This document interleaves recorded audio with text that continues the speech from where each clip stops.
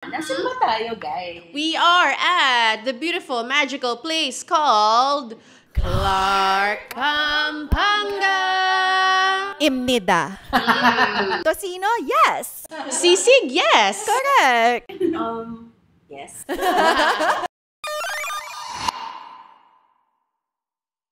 One, two, sarang! Hey! Annyeong, this is Trency. Annyeonghaseyo, Pia Imnida. Annyeong, this is Monica and welcome to another episode of One, Two, Sarang! Yay! Uy, pwede na tayo mag-heart na ganito. Wala ko sama. Sorry, kami lang. So as you can see, guys, this is our very first recording na magkakasama kami Oh my God, oo nga! It's so weird. in one square. So Correct. isn't this exciting? I know. Medyo hassle, guys, kasi, well, hindi naman hassle, pero ang daming learning curve because like, you know, Hindi the kami equipment, technicians. yeah, we are still figuring out what to do, but Mhm. it's okay because, you know, it is a weekend of fun and we like multitasking. In fact, right Do we? now, while we are obviously not in our homes, we are somewhere special, we are also ticketing. Guys, I'm trying to get tickets to IU and I have like 35 minutes ago, hala. Like what I said, wala kami sa mga bahay namin ngayon. Nasaan ba tayo, guys? We are at the beautiful, magical place called Clark, Pampanga. Imnida. Okay, nandito kami sa Clark ngayon because it is my birthday. Yes, happy birthday! Chikaye! Not today, but upon Drop. Drop. Yes, Yes. upon drop. It is my birthday and also Buddha's birthday. Blessed. I feel blessed because ka-birthday ko siya this year. And because it is my birthday, nag-request ako ng special trip because I just really wanted to get out of the city. Kasi, grabe naman, nakakapagod din to be in the city all the time. Yes. And for sure. we did trip. And, ayun, sabi ko, punta tayo sa isang lugar na gusto nating puntahan, pero hanggang doon na lang muna. Nang hindi lumilipad. Yes, Aha. yes. Oh, road trip ang peg. And might as well go to Pampanga because as we know, there is a Koreatown here. And it's in Angeles. Mhm. So sabi ko, let's check it out. Let's see. I mean, usually naman happy na tayo sa kakain, explore, maybe a karaoke or something. Punta na tayo sa malayo para ma-experience na rin natin yung town, right? Correct. At pumayag naman sila, that's why we are here. And basically, for this episode, we want to share what we did and maybe, just maybe, invite talaga. Yeah. And inspire you. Encourage you to do the same because it's quite fun. Like, it's Yes. a fun weekend trip. And also to encourage the local government of Clark, Pampanga to get us as ambassadors. Yeah. Hello! Angeles. Angeles pala, of Angeles. Anywhere in Pampanga, let's go. Tocino, yes. Sisig, yes. Correct. Yes. Sorry, we're trying to cut back on cholesterol. Hindi ako maka-agree sa sisig, parang tumigil yung tocino. puso ko. But no, kagabi, ano ang kinain natin? Cholesterol. Pero masarap. Correct. How are you enjoying this trip so far? Fun! It's a surprise. Really? Oo, remarkably. Well, we left on a Saturday, which was yesterday. And mabilis lang siya, in fair. Like, how long were we driving for? 2 hours? Max 2 hours. So, it's pretty near Manila. As in, na-traffic lang kami ng a little bit sa NLEX, tas dire-diretso na. And picturesque ang ating drive. At bakit siya picturesque? Kasi maraming bougainvillea ngayon. They bloom for Mon and Buddha. Yes, correct. To my friends who are watching this, I hope you're watching this. I'm pretty sure you guys know how obsessed I am with bougainvillea. In First time ko malaman. Okay, Ay, go. hindi ko kayo friends. Sorry, prod friends. Loko lang. Super favorite ko talaga silang halaman. And I saw talaga in NLEX that they were in full bloom. And sobrang kilig na kilig ako kasi sobrang ganda. So I'm sorry, I'm gonna put it in one of the reasons why you should take a road trip through NLEX because of Bougainvillea. So yun, it's a very easy trip to get here. And Mon actually got us this beautiful, beautiful, fantastic K-drama setup dorm life situation dito sa in the middle of it's called this place. It's called the Villages or something. Parkview. Parkview. Parkview Village. It's like villas, I think. Parkview Villas. You can find it in Airbnb. Since madaming ang nakatirang mga Koreans here, a lot of the listings actually nakaset up na siya like a Korean condo. Like, how we see them in apartments. As in, Yes. pagpasok namin, you do the tut-tut-tut-tut. Yes! Saya. Natuwa. And please do watch our videos kasi madami kaming vlog para makita ninyo lahat ng sinasabi namin. Yes. Please, go. Pasok, it opens to the sala, and then you have that, sorry, I forget, but there's a term, diba, for that For the landing Para area, sa vestibule. where you leave your the foyer. Yeah, the foyer. with matching light movement detected lights. Yes! So, pagpasok mo, ganon. Yung bubukas na lang bigla yung ilaw at magsasara na lang din bigla. Correct. At hindi siya dala ng parang pundidong bumbilya. Correct. It's motion detection. And this place can fit maybe like 6 people. So it's very, very spacious. So if you're planning to come here with your friends to have like an overnight powwow Korean style, book nyo tong place na to. Sobrang okay siya. Nakakatuwa. Pwede rin actually 7 people kung pwede kayong mag-game. Tapos yung isa, dun siya matutulog sa labas. Sa labas. Yes. 2 days, 1 night version. Because ginawa namin yun kagabi. At nagulat akong nanindigan ang natalo sa game. Panoorin nyo na lang ang aming pag-uusapan. Dapat talaga binidyohan ko yun. Oo nga. Naabutan ko siya dito sa sofa, nakaupo. Akala ko talaga you were just resting eh. Tapos sabi ko, huy Mon. Tapos nagising siya, tapos sabi niya sa akin, where am I? Oh my gosh, she was fast asleep. Akala ko kasi talaga lumipad na tayong Korea. Wow. Correct. Oo. Our activities yesterday included, of course, a trip to a cafe because the place, like Pampanga in general, or actually most of the Philippines, we're so into like themed cafes. So we decided to go to one of the bigger ones available, or here in Pampanga. Maybe not just Pampanga because that place is massive. It's called Lala's Garden Cafe. Breakfast, bakery, coffee. Yun ba yan? Siya iba pa yun. Iba pa Si yun. Here yun. Okay, Here. okay. So, nakakatuwa yung like, ikaw, Pia, baka may opinion ka. Kaya na pa nagsasalita eh. Ang dami ko na sinabi. It's huge. And then when you get in, parang talagang, I love how high the ceilings were. And then yung parang, one of the things na sobrang love ko about when we see mga sa Korea, when they go to bakeries, yung naka-display ng mga breads, all sorts of breads and pastries are out there. They look so delicious. Wala lang melon pang. Pero meron yung mga strawberry na cream-filled na mga bread, mga ganyan.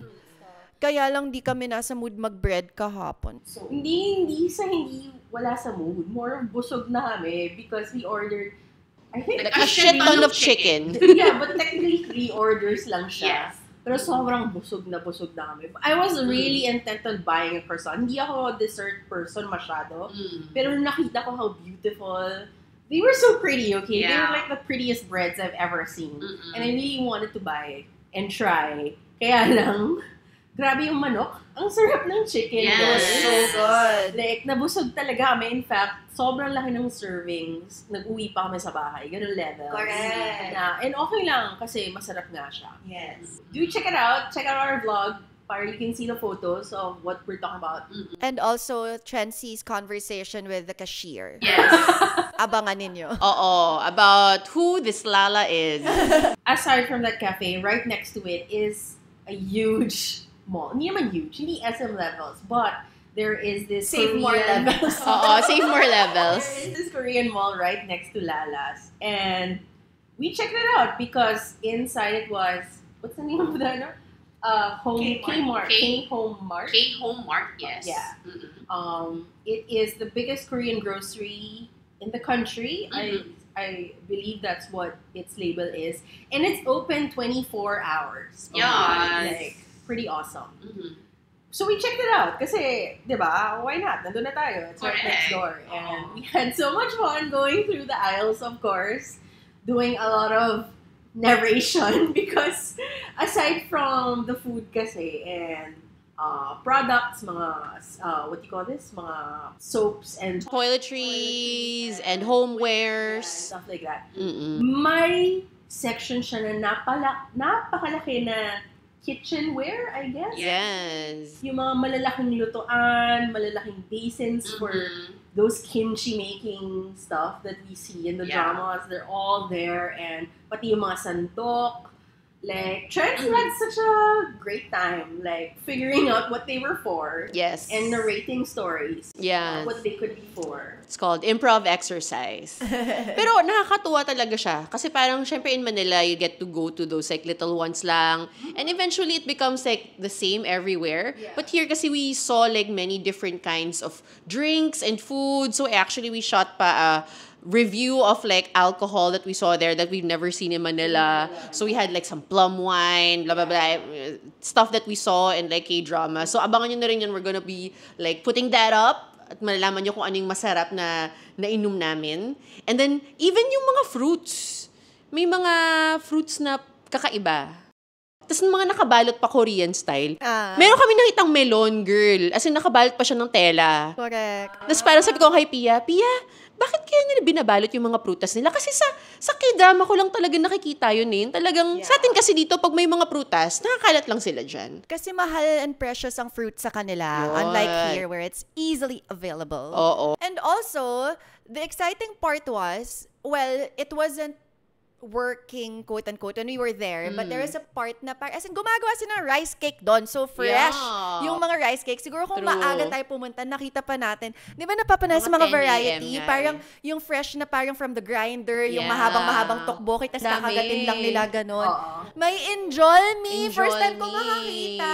Correct. So many other tas parang yun, made fresh on the day, but we were told not to press because these are precious. Oo. Pero kasi yun yung instinct mo na pag makita mo siya, gusto mong Pindutin mo siya. pindutin. Tapos parang nakakaano pa kasi nakalagay sa signage, do not hurt our products. Parang like, they have feelings! Of course they Oh, do. no.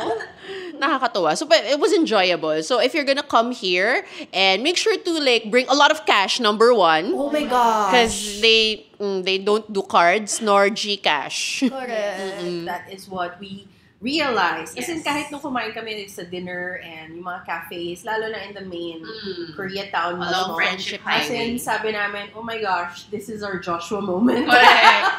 If Correct. you guys know that backstory, I said, oh my God, I can't believe puro cash lang to. Oo nga. So, yun. And bring cash and also bags, siguro. To bring home, you know, your take home from the K-Mall. Magdala na rin kayo ng mga ng mga coolers kasi marami silang different meats din dun eh. And the meats are really good. So, speaking of meat, grabe guys, sarap talaga ng kinain natin kagabi. So, last night, we ate in Chef Ha's Meat Shop. It was so cute. I saw that it had good Google reviews, Google Maps reviews, so we checked it out. And the way they cook their meat there was, the way it's set up pala. So it's a meat shop. Bibili ka muna ng meat, tapos yung restaurant next to it, paluto. Tapos syempre you have to pay the restaurant. Also, it's about 220 Yeah, per per head. head. And then their meat, their specialty, I guess, that's the thing is, they water cure their meat. I'm not entirely sure how that made a difference, but definitely one of the best meats I've eaten in a K barbecue, Yeah, right? for We sure. ordered beef and smoked pork, tama ba? Smoked aged pork Smoked pork. and aged pork. Yeah, what do you guys think of that dinner? So pa rin ako thinking about it. Actually, nakakatuwa siya. Kasi parang you get to choose the meats and it's like set up or the meats were put together. Not put together, but they were like made in a different way. Pagpasok ko pa nga lang, parang may malaking aquarium doon. So parang kami, ano yung lumulutang mga karne? Kasi nga, water Oo. age. Para siyang Yes. sous vide in a way. Oo. Parang ganun. So nakababad lang sila. So I guess that's how they water age it. And then the great thing is, it's actually a lot of meat per pack. So you buy it per pack.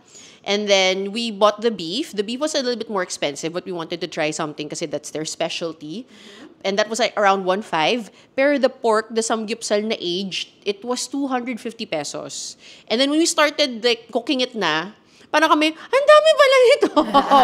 Sobrang may take home pa kami. Grabe. Considering matatakaw po kami hindi po kami pakit kumain. Lalo na kapag kay BBQ, kakain. Kagabi nga, hindi na kami nag-uusap eh. Oh.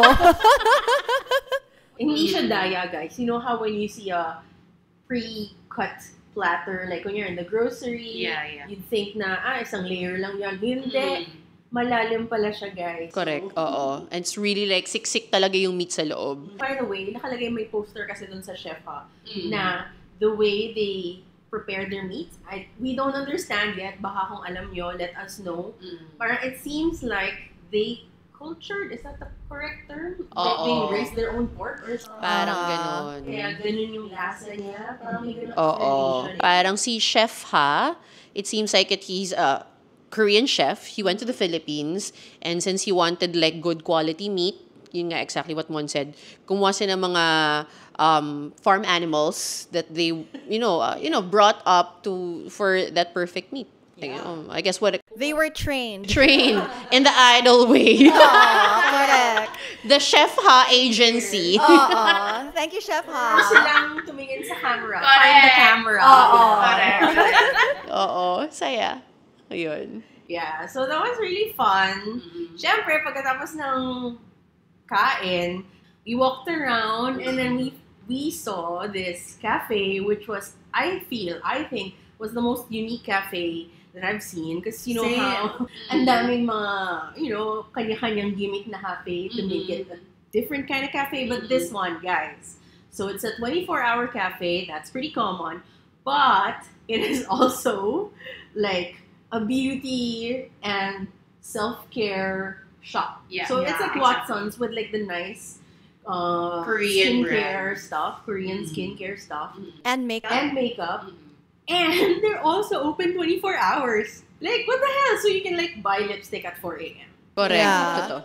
Which is like important. Pero yung gusto ko dun is that usually, dito sa Philippines at least, ang daming mga cafe concepts na parang pinagsasama that for me doesn't work. Like for example, kunwari, may mga spa, like salon, papagawa ka ng nails, tapos may coffee. I don't know, ako parang, is it sanitary? Parang it doesn't work for me parang concept-wise. Pero ito nung naglalakad pa na tayo, nakita natin, ang cute ng concept, how does this work? I'm actually like all for it. Na parang, yeah, why not have coffee while looking for skincare and makeup stuff? I love it. Yeah. The cafe is called Cafe Iruga. Yes. Check it out. I promise it's actually pretty good Korean brands. Like Yeah. great skincare. And I would know because my sister is very obsessed. So makeup, Korean makeup and beauty stuff. And as in I had to call her, oh my god, Max, there's a 24-hour shop just for you. And she was so excited about it. Like, what brands? Ano to? What's available? Is it cheaper? And by the way, it is pretty cheaper. Yes. As in like, you know how I'm sure you guys know that na if you buy those products in Dr. Jart, there's Yeah. Misha.